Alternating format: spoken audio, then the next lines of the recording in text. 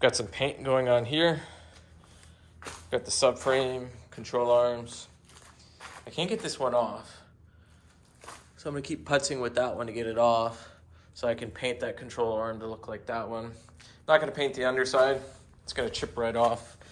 And I might even struggle with it chipping off on the top. I really tried to prep it the best that I could so that paint sticks. All right, so if you recall from the other video, I went ahead and installed the heater core.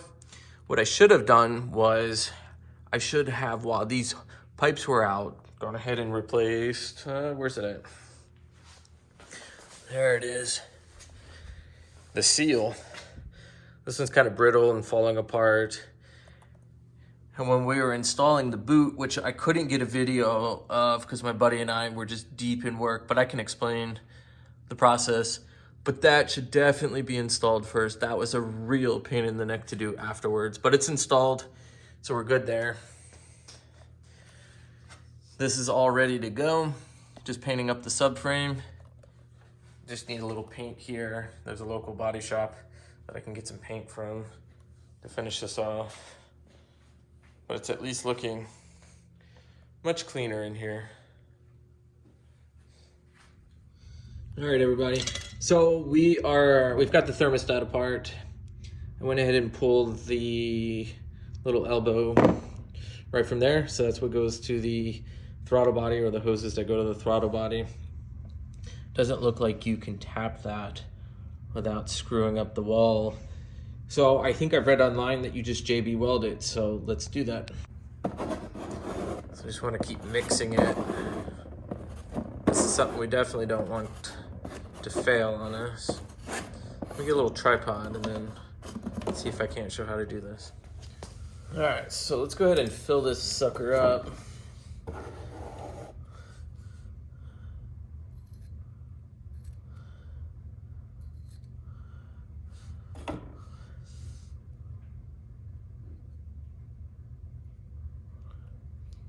And I want to make sure I watch in here, right in there. So I just want to be careful there that we're not shoving it too far in. All right.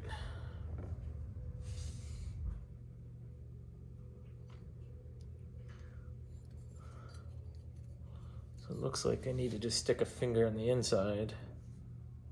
So no more goes in. I'll fill the outside.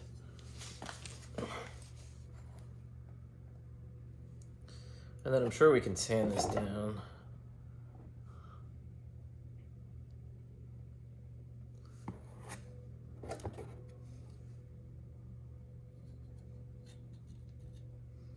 Let's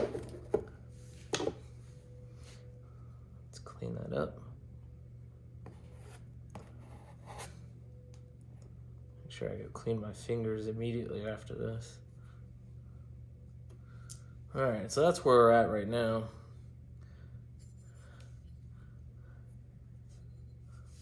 I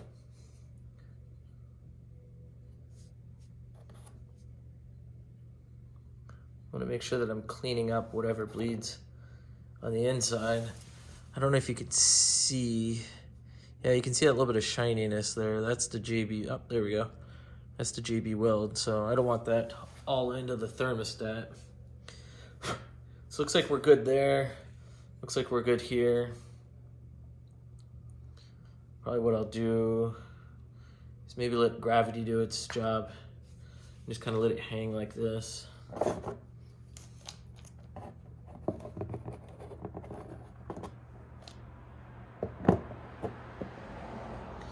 All right, so we'll just let it hang like that. And then once all of that's cured over 24 hours, 48 hours, something like that, then we can go ahead and start stripping all this and getting it ready for paint. What's up, everyone? This is Thomas Donahue from the Driver's Apex. Welcome back. I don't know what I'm going to do today. Sometimes that happens when you've got these long-term builds. I think we're going to get the intake mounted. But before we mount the intake, you have to mount the thermostat. And that's the thermostat housing. That's where we JB welded so we can delete that heater hose setup. So I think what we're going to do is go ahead and get that mounted. All right, so the intake shouldn't be on first.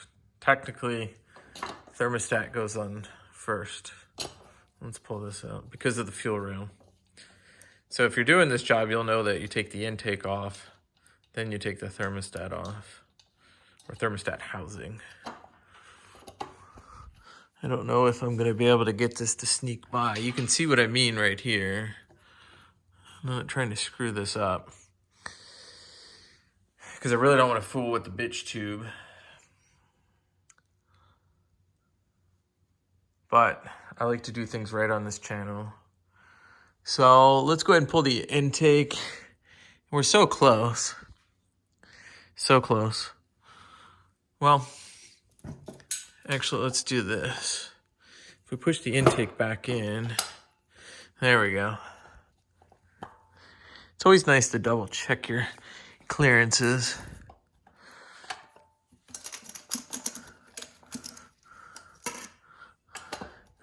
There we go. It's kind of hard to see down there, but it's perfectly flush, and that's flush. So then all we do is we just put on our washers. That one's always tricky to get to. And I'm right-handed, so doing this left-handed is always a challenge, but it's good for the brain. Okay, so that's on. And then I'm just gonna go ahead and keep doing these real quick. All right, so we're going to torque these to 15 Newton meters. So this is my dad's Snap-on, I believe. He used to be a Cadillac tech for 40 years, so I'm now lucky to have this nice tool.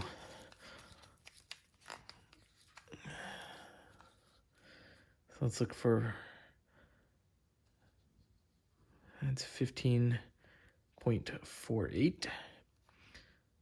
And then we can just back it out. 48. So we've got our thread lock.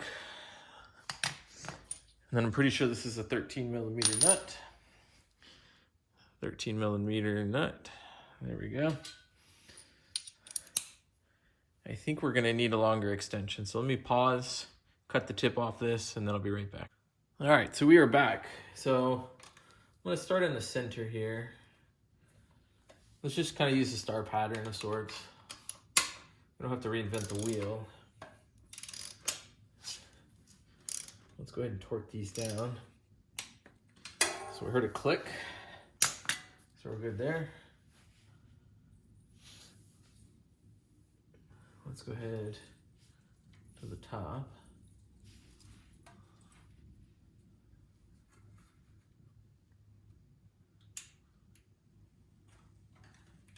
Hey.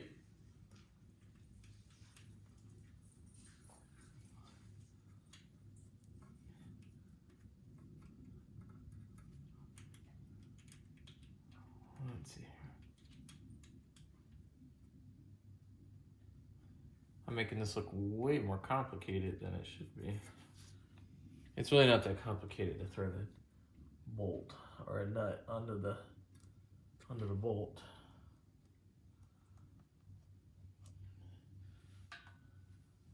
But I think the big thing is patience. Just like anything in life, we just have to take a deep breath, not force it. If we force it, we're gonna make a mess of things. It's definitely something I've learned in my job as a counselor when I work with my students is something as simple as taking a deep breath. And I tell my students, I was like, look, I know it sounds kind of corny or cornball, but it really does work. All right.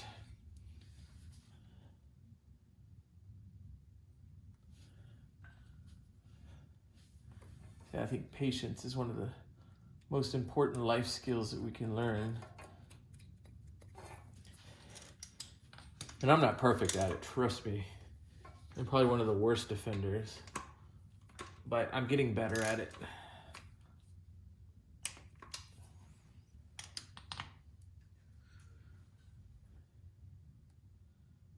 Let me do this. Let me go ahead and time lapse this so you don't have to listen to me a whole bunch.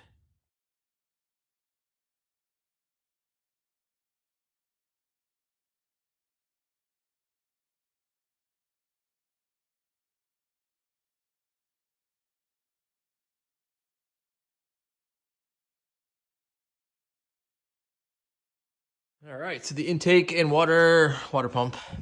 Water pump's down there. Thermostat housing. Look at that fresh paint. I did wire wheel all of this. I think it's probably not a good idea to paint that, but everything else is painted. It's looking pretty good. Where was it going? Yeah, all of these have been torqued down 15 Newton meters. If you look in the last part of the time lapse, I couldn't fit a quarter, a 3/8 and 3/8 back there. And then you might notice somewhere there, I used a wrench. But if you're torquing these things down, you get a feel of what it feels like. So when you go to hit it with a wrench or a little 1/4 inch impact, you kind of know what the 15 Newton meters feels like. You don't need to go Hulk on this kind of stuff, because all you're going to do is break a stud off of here or pull it out, and then you're really going to be peed off. So don't do that. This is painted, the tube's in, all that's good to go. There's like a little plastic connector that goes there. I'm pretty sure it holds some wiring. I haven't been able to source it or figure it out where it comes from on real OEM. So that's one of my tasks, is begin figuring that out. But I think I'm gonna call it quits here because I have time. I'm not in a huge rush. So next I'm gonna get this trans done. I'm gonna just throw some brake cleaner in there and get it cleaned up. Just clean up the outside. So yeah, let's call it. Before we call it a night, I did clean up the subframe. Got those poly sway bar bushings in. When my wife restores my budget, which might not ever happen, I'll call my boy Igor at CA Tuned. He told me what sway bars to get, so I will get those from him. All my other bushings and stuff I've gotten from Igor for the rear. I forget what these are called. They're off Turner and Pelican. You can find them. They're pretty nice. But yeah, this is measured. Everything's measured on both sides. It's ready to go. Been cleaning up in here. Oop. Just scuffing up and applying paint and cleaning everything up, making sure it looks fresh again. Yeah, so it's all OEM color. Super expensive per can. I found a shop here local. It's $40 per 12-ounce can. It's kind of heavy. There's the wiring harness cover. We will have an engine in here soon. Oh, I can't wait. Heater core is installed. Do yourself a favor. Let me get some light.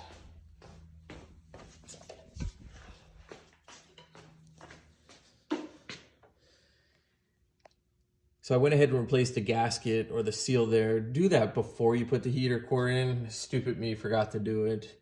And then I ended up doing it afterwards. Was not, let me repeat, not a lot of fun to do. Let's do a check-in down here, actually. Yeah, look. Fresh boot for the steering shaft. So that's looking good. That took a lot of work. I'm sorry I didn't get a video done, but there's a guy on Rev Limited. If you follow his video, you will not mess this up. All you're doing is cutting right down here. So just that little L, basically. I'm just cutting that out with a Dremel tool. I think the bit's like $10, and it cuts it like a hot knife through butter. So super easy to do. Getting the boot on sucked. That was definitely a little bit of work. My recommendation is to, see how there's a flap here? Just fold that flap back, and then one person in the car on the inside use a screwdriver while the other one's pushing in, and use the screwdriver to fold it in, and then you'll have it done. Just reconnect all of your steering shaft stuff, put the subframe in, mock it up, and you're good to go. All right, guys, I think I'm out. I think I'll go ahead and post this video just as a quick update. to the E30 refresh. Not really a restoration. That's more what CA2 and Beamer Heads does. But this is more of just a quick refresh on the car. Yep, good old drive shaft. U-joints are toast. That sucks. Just waiting to hear back from Igor. He might have a drive shaft that he can sell me. Otherwise, we've got to go a remand, and that gets kind of expensive. And then paint. I was just talking with a friend of mine. I think we're going to take this across the border to Mexico. Windows out, everything pulled out. And I've seen what they do. They do pretty darn good work for the price. But yeah, we're looking at $2,500 for a full panel off, windows out, everything, paint job. Hey everyone, I am out. Thanks for watching. Look for this engine bay to get filled up soon with the E30. But remember why we pulled the E30 was right there, a pivot pin. I found it easier just to pull the engine than it was to pull the trans. So if you're doing this job, yeah,